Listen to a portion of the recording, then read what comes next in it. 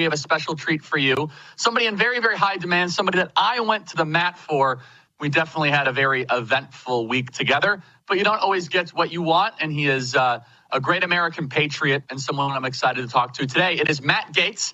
Matt, welcome to the program. Matt, I know this last week was a roller coaster for you. How you holding up, Matt? I'm great. I am so excited about where this transition stands. And I know there are people disappointed that I won't be the next attorney general, but you have to understand this is the political process. And sometimes the path you're on is one that takes you to a different place, and it could be a glorious place. My good friend Pam Bondi is going to be a phenomenal attorney general for Donald Trump. She has the legal acumen. She hates criminals. She is a bright legal mind and a fellow Floridian. So I think that even though the path will take me to a different station in life and a different place to fight for our agenda and President Trump, we've got a great person in place. And I enjoyed the time on the Hill, frankly, talking with senators. And we had great momentum. When people got to hear my vision for the Department of Justice, taking out the weaponization, implementing the president's immigration agenda, changing the Office of Civil Rights to actually fight for the free speech on college campuses that so many of your viewers and listeners care about, attacking the precursors to fentanyl and dismantling the censorship industrial complex, that's exactly the work that Pam Bondi is highly qualified to do. And again, while our discussions were going well, I found myself having to do two jobs at one time, Charlie, and you got a front row seat to this. I had a full-time job explaining to senators that maybe a tweet I sent about them was rash and not reflective of how I would serve as attorney general. And at the same time, I was having to build out the Department of Justice with the right human talent, the right policy infrastructure. And Pam Bondi's confirmation won't have some of the sharp edges that mine would have. It won't take the same long process. So AG Bondi will be able to start implementing those Trump policies right away. So we're ready on day one.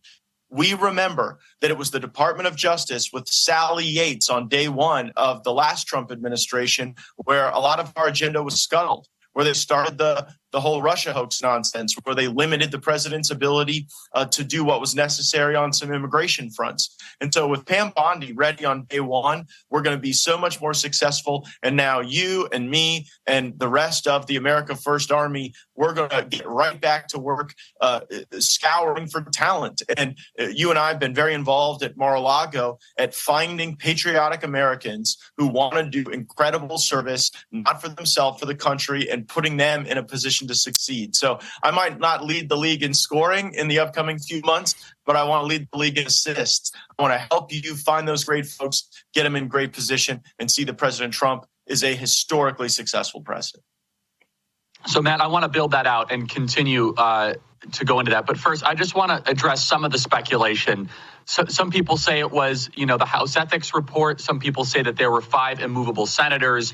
I just want to briefly touch on this, Matt, because there was so much media nonsense around it and lies about you and your character. And I was out there defending every single day.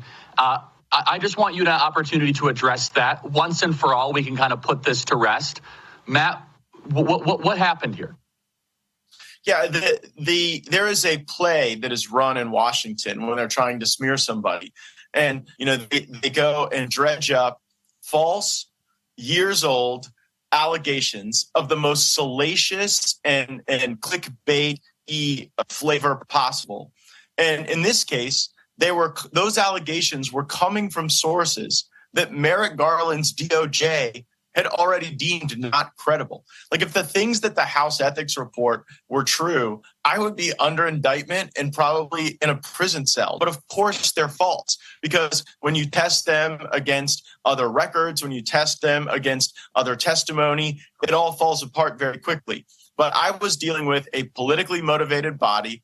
They didn't like me because of what I did to Kevin McCarthy. All of them were handpicked by Kevin McCarthy, and they had an axe to grind. So that was going to serve as at least enough of a basis to delay my confirmation as Attorney General. And I could have answered all those questions. I could have engaged in a months-long fact battle, but we don't have months to go through that. We got to have an AG ready to go day one to implement the immigration agenda and to work on the other key policy deregulatory objectives of the president. Then as it relates to where the Senate was, Charlie, look, there were senators that had not gotten to yes. And what I can tell you is the movement was unidirectional. The more I got to talk to senators, the more they started to understand that these priorities of mine would bring the country together. They would get the Justice Department back on track. And frankly, they're going to be the priorities of the Trump administration under a fantastic Attorney General, Pam Bondi. I know what an immigration hardliner Pam Bondi is. I know that she's got no tolerance for the censorship. I know that she actually was part of the election integrity infrastructure in Florida that became the model for the country, and she can deliver that election integrity through our civil rights division. So it was more a matter of pace than anything, and the pace was just going to be too long for me. And with someone like Pam that we can put right there in that spot, we're going to be far more successful as an administration.